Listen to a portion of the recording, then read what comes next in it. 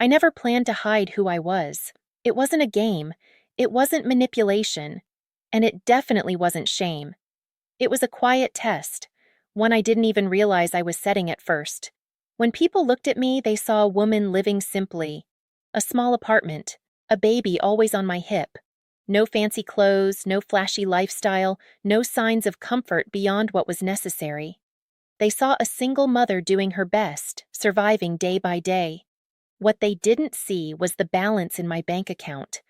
What they didn't know was that every month, $1,700 arrived like clockwork, earned through long nights, hard decisions, and a version of me that had learned how to stand alone long before love ever found me.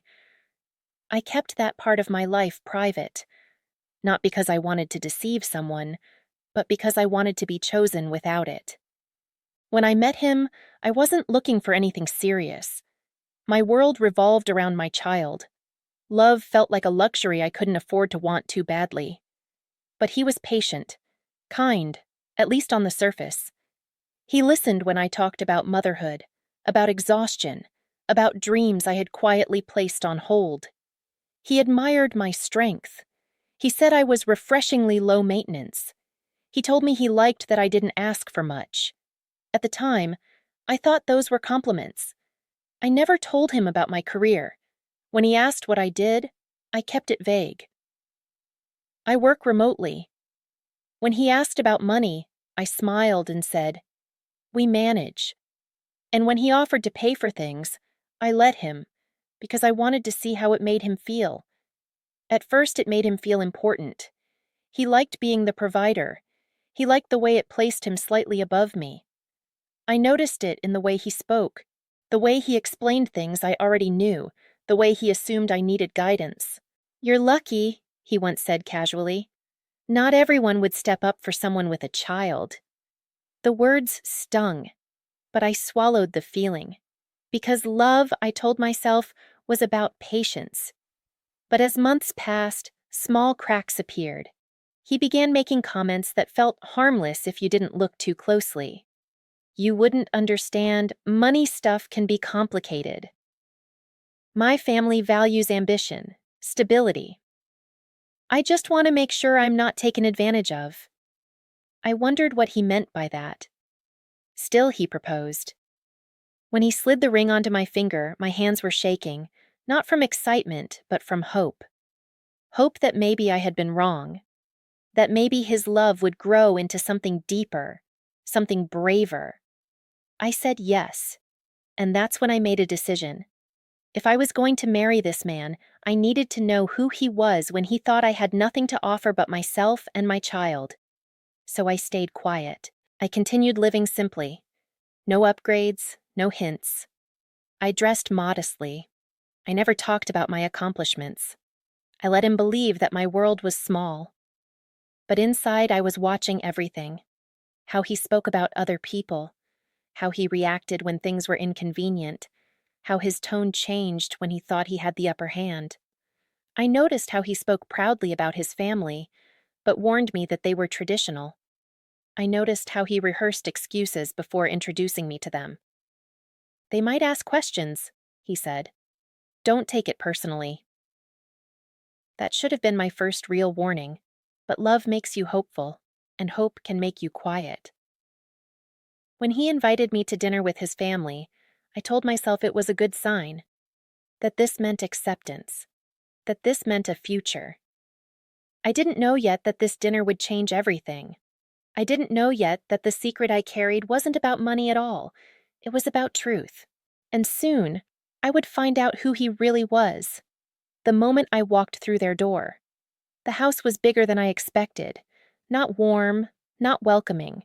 Just large, like it was built to impress, not to hold love.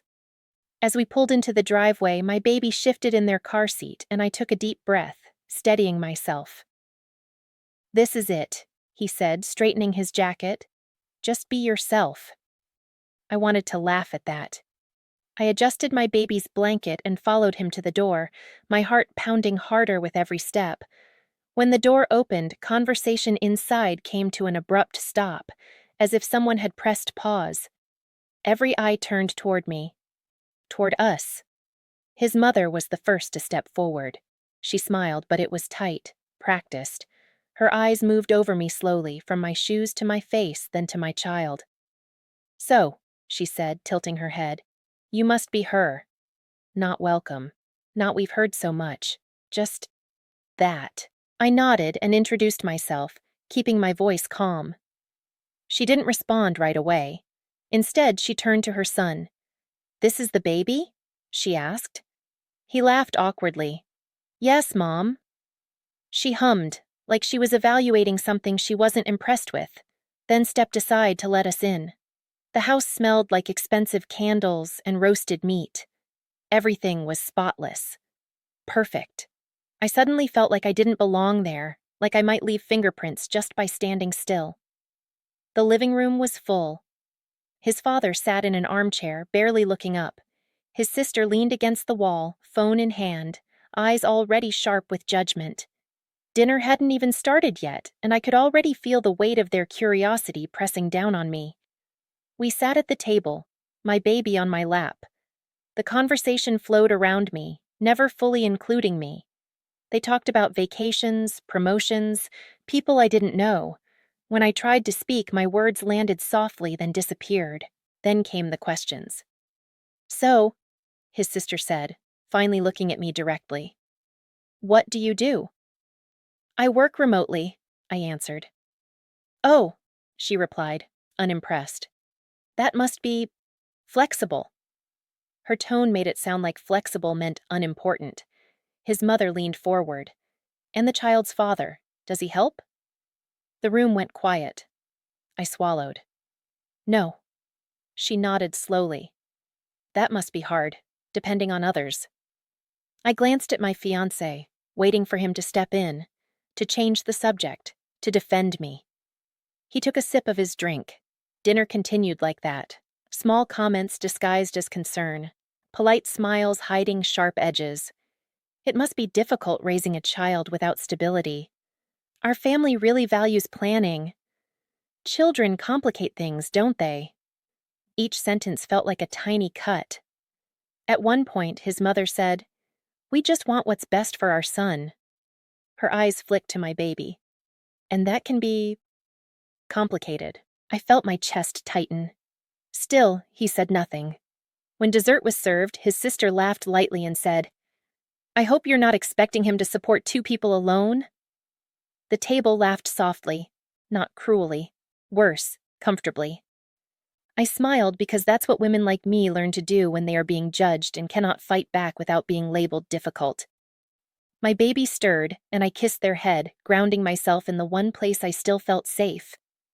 After dinner, as they discussed future plans, holidays, investments, expectations, I realized something terrifying. They weren't just judging me, they were deciding my worth, and my fiancé was letting them. On the drive home, the silence was heavy. "They're just old-fashioned," he said finally. "Don't take it personally." I stared out the window, my reflection staring back at me, calm on the surface, breaking underneath. "I just want you to understand," he continued. "My family has standards." That word echoed in my head. Standards. That night, as I tucked my baby into bed, I felt something shift inside me.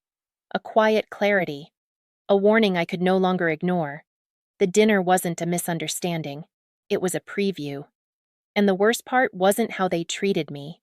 It was how easily he let them. I lay awake long after the lights were out, staring at the ceiling, knowing deep down that the real betrayal hadn't happened yet. But it was coming. After the dinner, something between us changed. Not loudly, not all at once. It was subtle, the way trust slips away quietly, leaving behind a hollow space you can't ignore no matter how hard you try. He became distant, thoughtful in a way that wasn't gentle.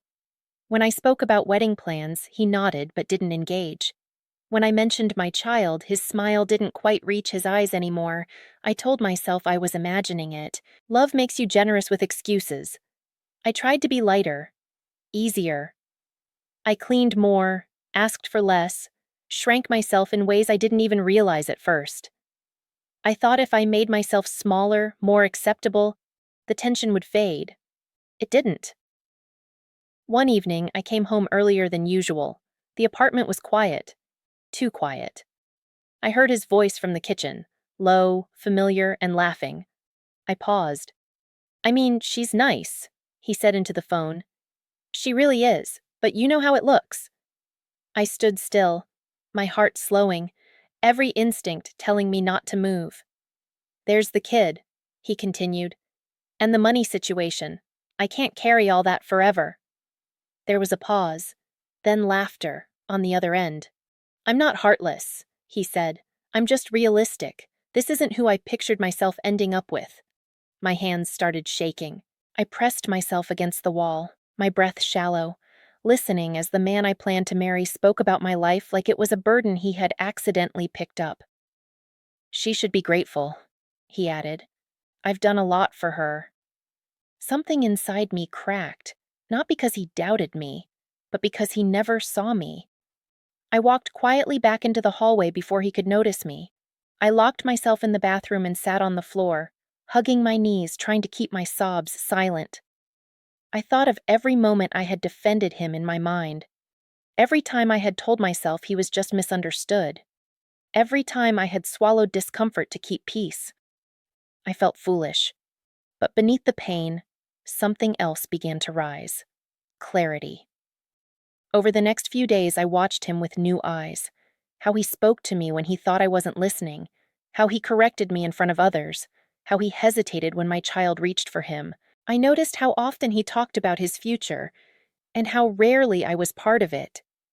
Then came the final blow. We sat down to talk about the wedding. He cleared his throat, uncomfortable. I've been thinking, he said carefully. Maybe we should slow things down. My chest tightened. Why? I just think we need to be practical. My family is worried. And honestly, raising someone else's child is a big responsibility. I stared at him. So is marriage, I said quietly. He sighed. You're taking this the wrong way. That sentence. The one people use when they don't want to take responsibility for how they hurt you. That night, after he fell asleep, I opened my laptop. I looked at my accounts, my investments, my savings, the life I had built without him. For the first time, I didn't feel guilty about my secret. I felt protected by it. I realized something then. I wasn't afraid of losing him. I was afraid of losing myself by staying. The betrayal wasn't just what he said on the phone. It wasn't just his silence at the dinner. It was the way he saw me, as temporary, replaceable, convenient. And in that realization, my grief shifted into resolve. I didn't argue. I didn't beg. I didn't explain myself. I waited. Because I knew something he didn't. I knew my worth. And when the time came, I would let the truth speak for itself. Quietly. Completely. The woman he thought was dependent was about to walk away on her own terms. And he would never see it coming. I didn't confront him right away, not because I was afraid, but because I was done reacting. There's a quiet power that comes when you stop explaining yourself to people who have already decided who you are. I moved through the days calmly, almost gently. I smiled when he spoke. I nodded when he rambled about responsibility and pressure. Inside, I was already gone. He thought my silence meant compliance. He was wrong. A week later, he asked me to come with him to his parents' house again. He said they needed to talk things through. His voice carried that familiar tone, polite, controlled, already preparing me to accept whatever they had decided. I agreed, not for him, for closure. This time I dressed differently. Still simple, but intentional, confident. I packed my documents neatly into a folder and held my baby close, feeling steadier than I had in weeks. When we arrived, the atmosphere felt rehearsed. Everyone was seated, waiting. His mother smiled tightly. His sister avoided my eyes. His father cleared his throat. They started talking about the future as if I wasn't fully in the room. About expectations, finances, stability. Then his mother said it. "We just need to be realistic," she sighed. "Love isn't enough when there are complications." I let the silence settle before I spoke. "I agree." They looked surprised. "I think it's time we were realistic," I continued calmly. I placed the folder on the table. "I never wanted to lead with money," I said. "I wanted to be loved for who I am. But since that seems to matter so much to you, you deserve the truth." I opened the folder. Bank statements, business registrations, income records. "I earn $1,700 a month," I said softly. "I've supported myself and my child without help. I always have." No one spoke. My fiancé's face drained of color. "I kept it private," I continued, "because I wanted to know how you'd treat me if you thought I had nothing." His mother's mouth opened, then closed. "I see now," I said, standing slowly, "that I was never being evaluated as a partner. I was being measured, judged, weighed." I looked at him then. Really looked. "You didn't protect me," I said gently. "You didn't respect me. And you allowed others to decide my worth." He tried to speak. "I didn't know—" I raised my hand. "That's the point." I picked up my baby, feeling an overwhelming sense of peace. "This isn't revenge," I said. "It's clarity." I turned toward the door, my heart light in a way I hadn't felt in months. Behind me, I heard scrambling. Apologies. Regret. Too late. I didn't stop. Because the sweetest revenge isn't humiliation. It's walking away untouched. That night, I went home, packed what was mine, and left the ring on the table. No note. No explanation. He had already heard everything he needed to hear. In the weeks that followed, messages came. Long ones, emotional ones, promises, excuses. I didn't reply. I focused on my child, my work, my peace. For the first time, my life felt spacious again, free. I didn't lose love, I lost an illusion. And in its place, I gained something far more valuable. The certainty that I will never shrink myself to fit into a space where I was never truly wanted. My child will grow up watching me choose dignity over desperation, strength over silence, self-worth over approval. And if there's one thing this experience taught me, it's this: the right people don't need you to prove your value. They see it, even when you think you have nothing. I didn't walk away richer in money. I walked away richer in truth. And that changed everything.